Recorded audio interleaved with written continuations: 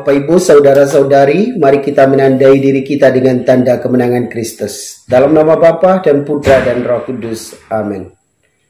Allah yang Maha Kuasa dan Kekal, kami percaya kerajaan-Mu di surga dan di bumi, karena Engkau adalah Allah yang Maha Kuasa, yang menciptakan langit dan bumi beserta isinya. Saat ini kami akan mendengarkan firman-Mu. Kami mohon kepadamu, rapilah kami semua dengan Roh Kudus, agar kami dapat memahami akan firman kebenaran-Mu dan dapat melaksanakannya dalam hidup ini. Ya Bapa, inilah doa kami yang kami naikkan ke hadirat-Mu dengan perantaran Kristus Tuhan kami. Amin. Firman Tuhan diambil dari Injil Suci menurut Markus, bab 6, ayat 17 sampai 29. Sebab memang Herodeslah yang menyuruh orang menangkap Yohanes dan membelenggunya di penjara, berhubung dengan peristiwa Herodias, istri Filipus saudaranya, karena Herodes telah mengambilnya sebagai istri. Karena Yohanes pernah menegur Herodes, "Tidak halal engkau mengambil istri saudaramu." Karena itu, Herodias menaruh dendam pada Yohanes dan bermaksud untuk membunuh dia, tetapi tidak dapat, sebab Herodes segan akan Yohanes, karena ia tahu bahwa Yohanes adalah orang yang benar dan suci. Jadi ia melindunginya. Tetapi apabila ia mendengarkan Yohanes, hatinya selalu terombang-ambing, namun ia merasa senang juga mendengarkan dia. Akhirnya tiba juga kesempatan yang baik bagi Herodias ketika Herodes pada hari ulang tahunnya mengadakan perjamuan untuk pembesar-pembesarnya, perwira-perwiranya, dan orang-orang terkemuka di Galilea. Pada waktu itu, anak perempuan Herodias tampil lalu menari, dan ia menyukakan hati Herodes dan tamu-tamunya. Raja berkata kepada gadis itu, "Minta daripadaku apa saja yang kau ingini, maka akan kuberikan kepadamu." Lalu bersumpah kepadanya, "Apa saja yang kau minta akan kuberikan kepadamu, sekalipun setengah dari kerajaanku." Anak itu pergi dan menanyakan ibunya, "Apa yang harus kuminta?" Jawabnya, "Kepala Yohanes Pembaptis." Maka cepat-cepat ia pergi kepada raja dan meminta, "Aku mau supaya sekarang juga engkau berikan kepadaku kepala Yohanes Pembaptis di sebuah talam." Lalu sangat sedihlah hati raja. Tetapi karena sumpahnya dan karena tamu-tamunya, ia tidak mau menolaknya. Raja segera menyuruh seorang pengawal dengan perintah supaya mengambil kepala Yohanes. Orang itu pergi dan memenggal kepala Yohanes di penjara. Ia membawa kepala itu di sebuah talam dan memberikannya kepada gadis itu, dan gadis itu memberikannya pula kepada ibunya.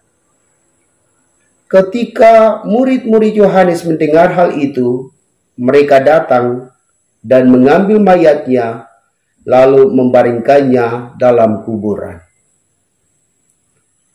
Demikianlah sabda Tuhan. Shalom Bapak Ibu, saudara-saudari yang Tuhan Yesus kasihi. Raja Herodes mengambil istri saudaranya Filipus yang bernama Herodias. Dan ketika Yohanes Pembaptis mendengar hal itu dan melihat bahwa mereka telah hidup sama-sama, Yohanes Pembaptis menegur Raja Herodes, "Tidak halal engkau mengambil istri saudaramu."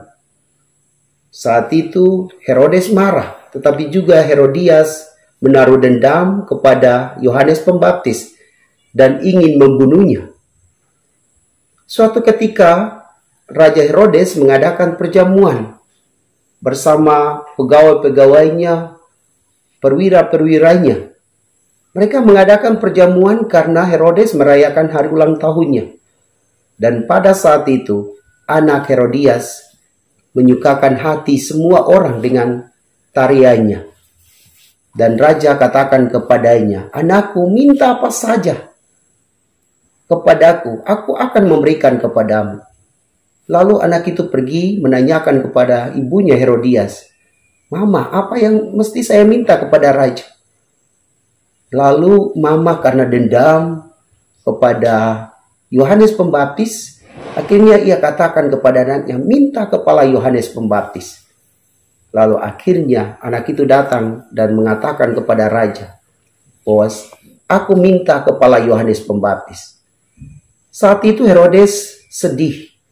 Tetapi karena sumpahnya dan juga karena tamu-tamunya, dia akhirnya menyuruh pengawalnya pergi memenggal kepala Yohanes Pembaptis dan menyerahkannya kepada anak itu di sebuah talang. Bapak, Ibu, saudara dan saudariku yang Tuhan Yesus kasihi,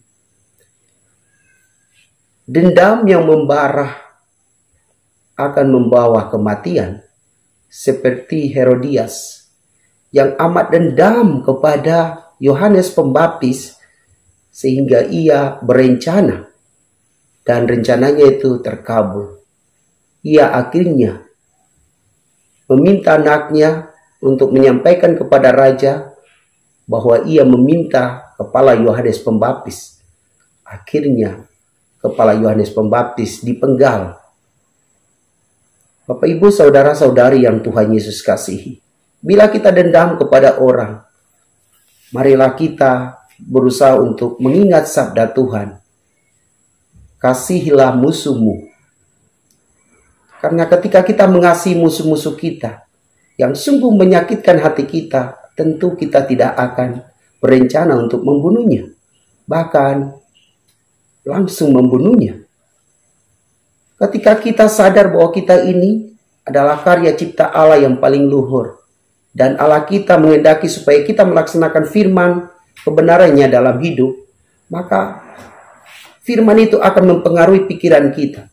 Dan setiap saat kita akan berusaha untuk mengasihi musuh-musuh kita. Kita akan berusaha untuk mengasihi mereka, bukan membenci mereka.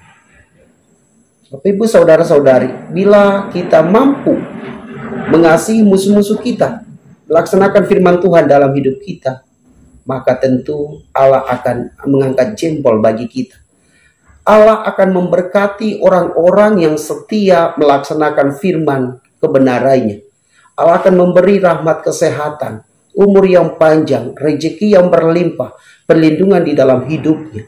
Maka mari kita berusaha untuk melaksanakan sabda Tuhan ini, sehingga semua berkat yang Tuhan sediakan bagi kita dapat kita terima karena kita telah melaksanakan sabda Tuhan dalam hidup ini. Bapak, Ibu, saudara-saudari, mari kita berjuang supaya kita mampu mengalahkan amarah kita, dendam di dalam hati kita. Kita minta kepada Allah supaya Allah mengutus Roh Kudus-Nya menolong kita supaya kita mampu mengalahkan kejahatan dengan berbuat kebaikan. Semoga demikian. Amin. Marilah berdoa. Tuhan, bantulah kami agar kami mampu mengasihi musuh-musuh kami, orang-orang yang sungguh-sungguh menyakiti hati kami. Semoga dari hari ke hari kami dapat mewujudkan firman-Mu ini dalam hidup, sehingga akhirnya kami bisa berdamai dengan mereka, karena Engkaulah yang menolong kami. Dan kami juga mohon berkat-Mu bagi orang-orang benar yang dihina, difitnah, dipukul, dipenjarakan, bahkan dibunuh karena kebenaran-Mu. Semoga Engkau mengampuni salah dan dosa mereka, menerima mereka di dalam kerajaan surga. Dan bagi yang masih hidup, semoga Tuhan membantu mereka dengan Roh Kudus agar mereka kuat menghadapi situasi hidup yang membuat mereka terbelenggu, padahal mereka sesungguhnya ingin menegakkan kebenaran dan keadilan di dalam hidup ini. Inilah doa kami Tuhan yang kami naikkan ke hadirat-Mu dengan perantaran Kristus Tuhan kami. Amin. Semoga Bapak Ibu Saudara-saudari diberkati dan dibimbing oleh Allah yang Maha Kuasa, Bapa dan Putra dan Roh Kudus. Amin.